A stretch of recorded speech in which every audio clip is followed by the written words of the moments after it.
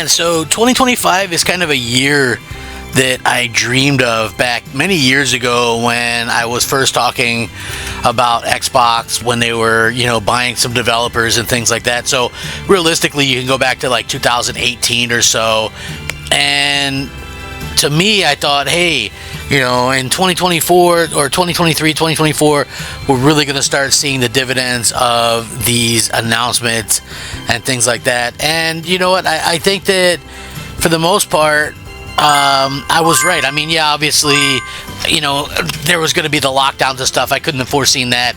So maybe some of that was, gonna happen, to where something bad was gonna happen, and then us as fans are gonna have to kind of deal with no games for a little bit longer than we anticipated. But now in 2025, we're really living our best life with some great games. And I can't really say enough bad things or good things about that. I mean, obviously there's bad things that can happen in gaming. There's bad things that do happen there, but there's a lot of good stuff happening too. So I want to get into this because I feel like this is excellent news.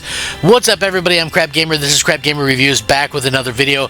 Thank you so much for checking it out. Please like, share, subscribe. I do daily gaming content, so if you're looking for something on the daily gaming related, then look no further. Please hit a like button. That really helps the channel, helps the stuff to get seen, most importantly. So thank you guys for rocking out with me. Now, with that being said, I find you guys to be incredible, and I'm going to continue to work to grow the channel and things like that.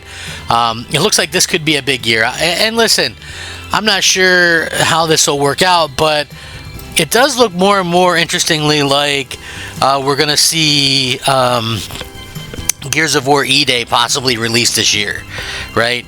Which, if you think about, really is a cool thing, because I think we haven't had one in so long. 2019 was the last Gears of War game, and it wasn't that good of a game. They're going back to a situation where they're going back to what people really want to see with it. And now Phil Spencer has checked the progress of the game by visiting the Coalition. So Gears of War E-Day is already one of the most anticipated titles on the way to Xbox in the future, and it seems Microsoft Gaming CEO Phil Spencer has recently checked in with the developer of the Coalition to get a status update. In a post to social media to kick off February, Spencer revealed how he'd spent some quality time this week with the team in Canada to see how it's progressing on E-Day. Unfortunately, he didn't expand on this, but he did share a shot of himself with the team. I'm going to link this also so you can check it out as well. You can see him on the right side of the photo, along with Craig Duncan, who is now the head of Xbox Game Studios.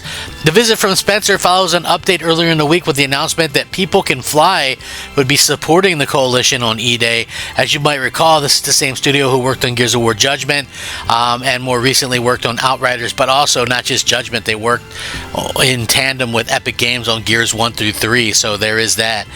Gears of War E-Day was originally announced last June in 2024 and will be Unreal Engine 5, returning to the origin story of Marcus Phoenix and his crew.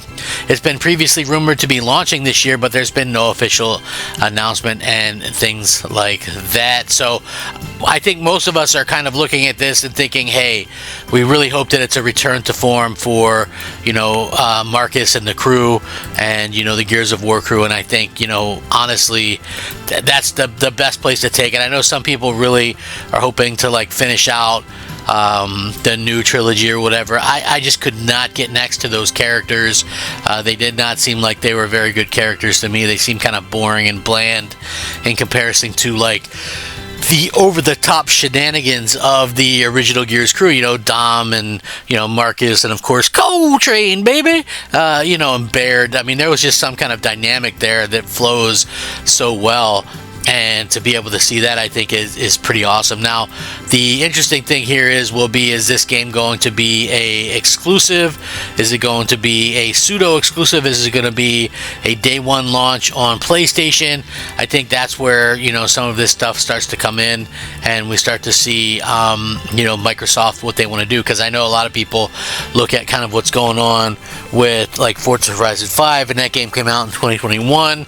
So technically, almost almost 3.5 years ago, because it came out at the end of 2021. So, you know, some people look at that and go, oh, well, no big deal. But I just have a feeling that we're going to start to see a lot more day and date stuff. I think going forward, we're going to see almost everything day and date. And the fear with that is, does it really help the Xbox? How's that going to help the Xbox at any way, shape, or form? I think that's going to be a really, you know, bad situation, you know. So, like I said, we'll have to see, you know, if Microsoft is going to be, you know, how this kind of works out. You know, I would love to see Microsoft be able to kind of keep some of these games, you know, exclusive. I don't know if that's going to be the plan going forward or not. They say there's no red line. Forza's already coming to PlayStation, so again, we'll have to see. I think we might get a little bit more of a better idea, because it's also been leaked once again. You know, there's going to be some kind of Gears of War collection, or maybe Gears of War, you know, the first one going to PS5. So according to a leaker as well, it's been years and years of rumor and speculation, and we might have some pretty strong evidence that a Gears of War remaster collection is coming, as well as a well-known Xbox leaker posted a new video that breaks down a bunch of stuff going over at Microsoft right now, and he's claimed that the Gears of War collection is real and being planned for PS5. I'm going to link this one as well, so there's two different links down below. The clip in question goes over it. You know, there's a post over at the Gaming Forum. Reset Era has taken the Gears chunk and given it a quick Google Translate. Here's what he said. He said, I can talk about the Gears collection because Gears collection has cost me a lot to corroborate its existence, but it seems that it exists, and I confirm that at the moment in which Gears collection is announced, which I don't know when it will be, but it will be announced as multi-platform day one. I repeat again, when these kinds of remasters are announced, remasters of the old Gears of War games are going to be able to be cross-platform play simultaneously. The only thing I haven't been able to confirm is the launch of a Switch version, but it can be played cross-platform on PC, Xbox, and PlayStation. Of course, this is a translation from Spanish, which can be messy. It's just been through a Google Translator tool as well, but the core information is there, and according to other often accurate leakers, the Gears collection is seemingly real. Although we don't have a date yet, it's set to come to Xbox, PS5, and PC when it eventually launches. The Insider has also tweeted a post below, which is going to be in there, that summarizes the new link to their video. It's going to be announced, all three games, things like that. It goes without saying that the Gears collection hasn't been announced by Microsoft yet, so it's worth taking all of this with a pinch of salt, even if it's coming from a pretty reliable source. The timing of the leak is quite intriguing, especially on the back of Phil Spencer being spotted playing the games, although he did say that he was just showing some noob, you know, the ropes on Gears of War that had never played it before, whatever the case may be. So, you know, we'll see. It's going to be very interesting to see how all this stuff kind of plays out. I don't know what Microsoft's plans are for the future. I do know that it's going to be a very hard sell for people to buy the next Xbox, right? I just do not see how you could, you know, have an Xbox with no platform exclusives, right? It's like, even if you want to go Xbox as Netflix, right? It's not an exact one-to-one comparison, because let's just be real, Netflix doesn't make hardware, Microsoft makes hardware. So, you know, again, you have this really weird situation where, you know, Xbox is in a really tough situation where they have hardware but no reason to sell it to anybody, and there's people just thinking they might just release this in an expensive box or whatever. Personally, if they do release another console, I think they're just going to release it direct.